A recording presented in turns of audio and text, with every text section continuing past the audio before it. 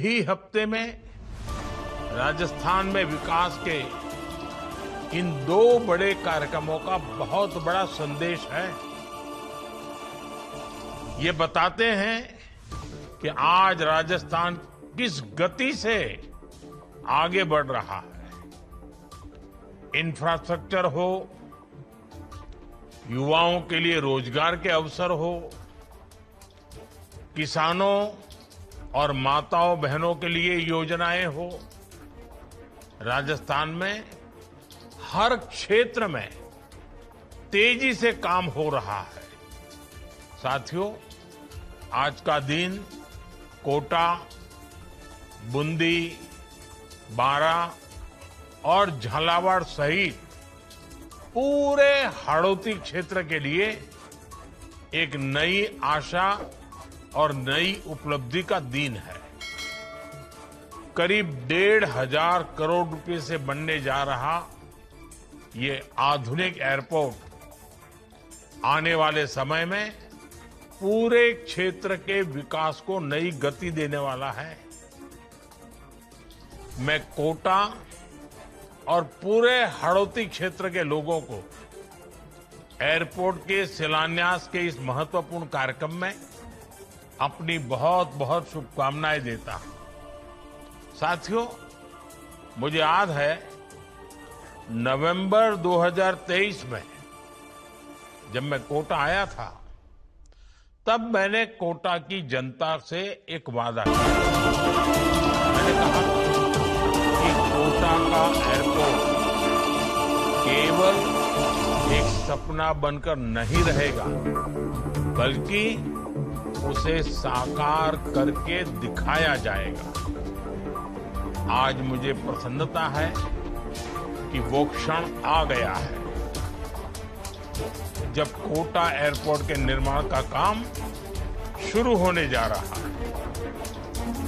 अब तक कोटा के लोगों को जयपुर या जोधपुर जाकर फ्लाइट पकड़नी पड़ती, इसमें काफी समय भी लगता था और असुविधा भी होती थी।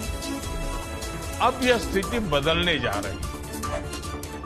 जब यह एयरपोर्ट शुरू होगा तो कोटा समेत आसपास के पूरे इलाके में यात्रा भी आसान होगी और व्यापार भी तेजी से बढ़ेगा। साथियों, कोटा केवल शिक्षा का ही नहीं, बल्कि ऊर्जा का भी एक बड़ा केंद्र है।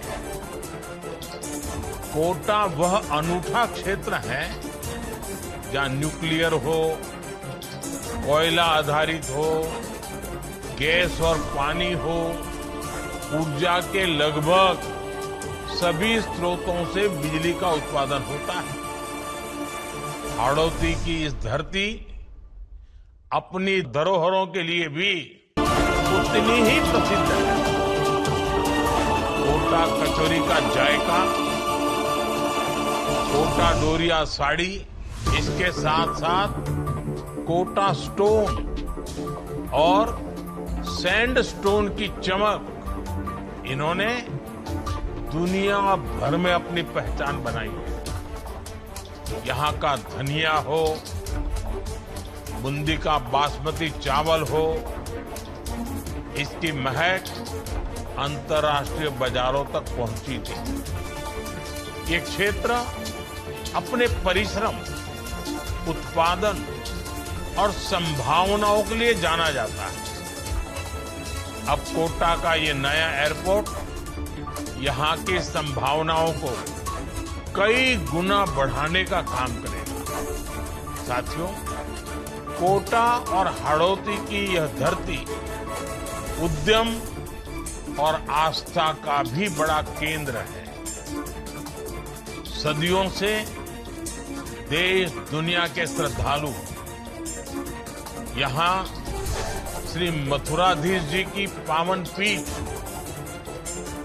केशव राय पाटन के तीर्थ, खड़े गणेश जी महाराज और गोदावरी बालाजी धाम के दर्शन के लिए आते रहते हैं। गरड़िया महादेव से दिखने वाला चंबल का दृश्य हर किसी को मंत्रमुग्ध कर देता है। मुकुंदरा हिल्स और रामगढ़ विषधारी जैसे वन्य जीव अभयारण्य इस पूरे क्षेत्र को वाइल्ड लाइफ टूरिज्म का बड़ा केंद्र बनाते हैं। जब हवाई कनेक्टिविटी बढ़ेगी तो देश और दुनिया से पर्यटक यहां आएंगे और इसका सीधा लाभ यहां के युवाओं, व्यापारियों और स्थानीय अर्थव्यवस्था को मिलेगा। साथियों, वैसे भी कोटा आज कनेक्टिविटी के क्षेत्र में तेजी से चारों तरफ जुड़ रहा है, बढ़ रहा है।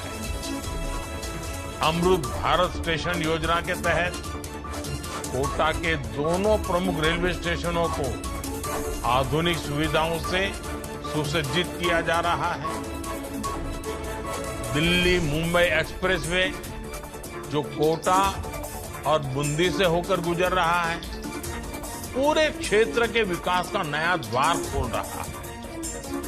अब दिल्ली, वडोदरा और मुंबई जैसे बड़े शहरों की दूरी महज कुछ घंटों की रह गई है।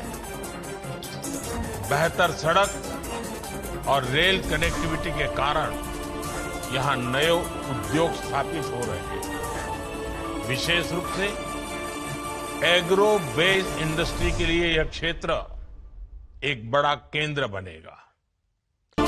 रेल और सड़क के बाद हवाई कनेक्टिविटी का यह नया अध्याय कोटा के विकास को और गति देगा। कोटा एयरपोर्ट पूरे हाड़ौती क्षेत्र और आसपास के जिलों के लिए प्रगति के नए अवसर लेकर आएगा। साथियों, मैं इस महत्वपूर्ण परियोजना के लिए कोटा के सांसद श्रीमान ओम बिरला जी के निरंतर प्रयासों की भी सराहना करना चाहता हूं। उनकी हमेशा यही कोशिश रही है कि कोटा के लोगों का जीवन बेहतर बने, उन्हें नए अवसर मिले। एयरपोर्ट हो, ट्रिपल आईटी का नया कैंपस हो, सड़कों का विस्तार हो, कोटा के विकास के लिए वे लगातार सेवा भाव से काम कर रहे हैं। उनके प्रयासों के कारण ही कोटा और इस पूरे क्षेत्र के विकास को नई गति मिल रही है। साथियों, ओम बिरला जी जितने शानदार सांसद हैं, उतने ही बेहतरीन लोकसभा अध्यक्ष भी हैं। वे संविधान को पूरी तरह समर्पित हैं। वे संसदीय प्रणालियों के प्रति पूरी तरह निष्ठा रखते हैं। वे आज किसी पक्ष के सदस्य नहीं हैं, वो पक्ष प्रतिपक्ष से पूरी तरह ऊपर हैं। और मैं देख रहा हूं, जब उनको सदन में देखता हूं, तब मुझे विचार आता है ये शायद शिक्षा की नगरी से आने का प्रभाव है कि वो लोकसभा अध्यक्ष के तौर पर भी एक अच्छे मुखिया की तरह सबको साथ लेकर के चलने की भूमिका में रहते हैं। और सदन में जितने भी हमारे माननीय सांसदगण हैं, उनको वो अच्छे से संभाल लेते हैं। उनकी भावनाओं को, उनके आग्रहों को बहुत ही आदर करते हैं। और एक ऐसे स्पीकर महोदय हैं जो सांसदों का सर्वाधिक सम्मान करने का स्वभाव रखते हैं।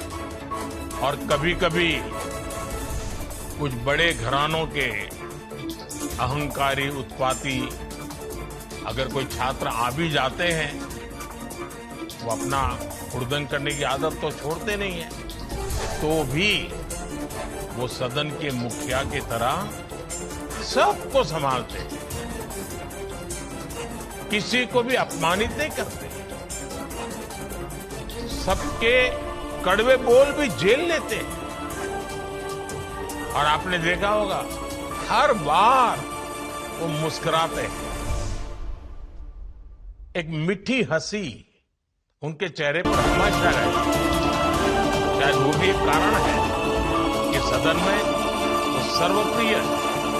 साथियों, जब कनेक्टिविटी बढ़ती है तो विकास की संभावनाओं में भी नई तेजी आती है। बीते 11 वर्षों में देश के अलग अलग हिस्सों में बने नए एयरपोर्ट्स ने विकास को नई गति दी है। 2014 से पहले देश में 70 के करीब एयरपोर्ट ही बने थे। आज यह संख्या बढ़कर 160 से ज्यादा हो गई है। इन नए एयरपोर्ट्स ने हवाई यात्रा को आसान किया है, पर्यटन को बढ़ावा दिया है, युवाओं के लिए रोजगार के अवसर पैदा किए हैं और क्षेत्र के विकास को नई रफ्तार दी है। हम दिल्ली के आसपास ही देखें तो कई सारे नए एयरपोर्ट शुरू हुए हैं। हिसार में एयरपोर्ट बना है, हिंडन में एयरपोर्ट बना है, जेवर में नया एयरपोर्ट बना है। जब ये एयरपोर्ट बनते हैं, नए टर्मिनल बनते हैं, तो छोटे शहरों में भी नए उद्यम पहुंचते हैं, नई कंपनियां पहुंचती हैं। मुझे विश्वास है कि कोटा का यह नया एयरपोर्ट भी आने वाले समय में इस क्षेत्र के विकास को इसी तरह नई गति देगा। साथियों, जब राज्य सरकार और केंद्र सरकार मिलकर काम करती है, जब नीयत साफ होती है और संकल्प मजबूत होता है, तब विकास की रफ्तार कई गुना बढ़ जाती है। आज राजस्थान में वही हो रहा है।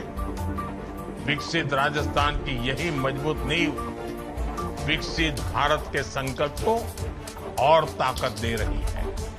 मुझे पूरा विश्वास है हम सब मिलकर एक ऐसा राजस्थान बनाने में सफल होंगे जो समृद्ध भी हो, सशक्त भी हो और अवसरों से भरा हुआ भी हो। इसी विश्वास के साथ आप सभी को इस शिलान्यास के अवसर पर